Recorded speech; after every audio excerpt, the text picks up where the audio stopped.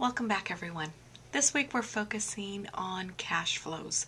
You'll remember from the beginning of the course that we talked about financial statements are comprised of 4 separate statements: the balance sheet, the income statement, the statement of retained earnings, and the statement of cash flows. So up to this point, we've only been looking at the effects of certain transactions on the statement of cash flows kind of at the end of every chapter. So this is the chapter where we pull it all together and look at this 4th statement that we referenced from the beginning of the course.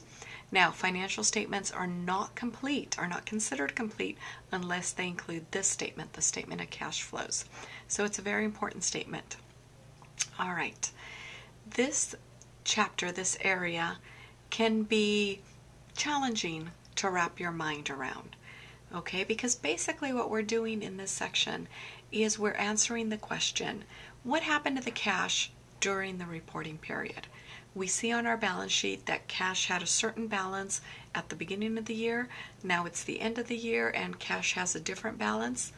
And this is the statement that shows us what happened. What happened in that year's period to the cash? How can we explain what that change in cash occurred?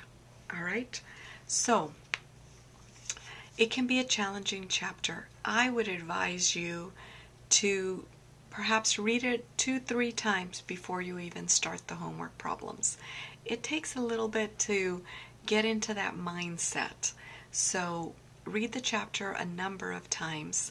It's not one of those chapters I can just skim and try the problems. I think you'll be better served if you read it at least a couple of times through before you start. Okay?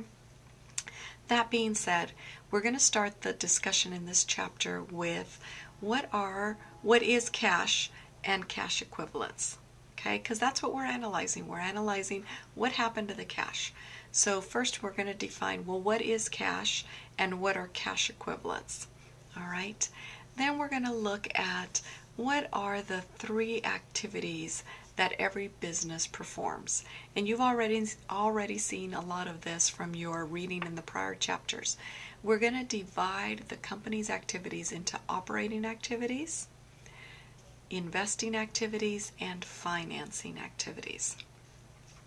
And when we're looking at the balance sheet, we're going to be looking to current assets and current liabilities when we're looking at operating activities. We're going to be looking at the investment section of the balance sheet and to our property, plant, and equipment accounts when we're talking about investing activities. And for the financing activities, we're going to be looking at long-term debt and our stockholders' equity section of the balance sheet to answer those questions. So you'll need to be able to differentiate between those 3 activities: operating, investing, and financing, and we'll have lots of exercises that'll give you that practice.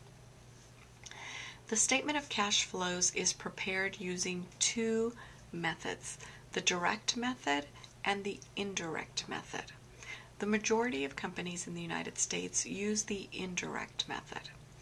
Now, the direct method provides a lot of useful information to the client, but it comes with a higher administrative burden in gathering that information. A very good method, just a little challenging to gather the information throughout the year. The indirect method begins with the net income, and that number is readily available because you're preparing financial statements, so you have the net income at the bottom of your income statement. That being said, it starts with net income, but then we're going to adjust net income for cash items. So let's see, for example, we start with net income, but the very first thing we add back to net income is depreciation expense, because depreciation expense is a non-cash transaction. Remember from your journal entries, you're going to debit depreciation expense and credit accumulated depreciation.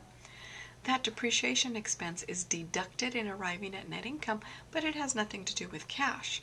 So we're going to add it back basically to remove its effects from net income, to in effect convert accrual basis net income to cash basis net income. Then we're going to look at gains or losses. Are there any gains or losses reported on the income statement?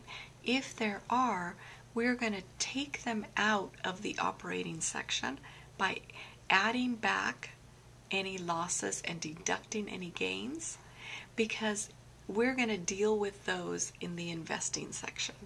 So we're going to take them out of operating and deal with them in investing. Okay? Then we're going to go to our balance sheet. We're going to classify all of the accounts on the balance sheet as either operating, investing, or financing. And then we're going to start comparing what was the balance last year, what is the balance this year, and what does that tell me about the cash in the operating section. We'll do the same for the investing section and for the financing section. The neat thing about the statement of cash flows is that you know what the answer has to be. It has to be the difference between beginning cash and ending cash. And so you'll know whether you did the problem right or wrong if you get that answer. The in-between part can be challenging to wrap your mind around. So good luck, everyone. This is a challenging chapter, but I know you're up to it. Thank you.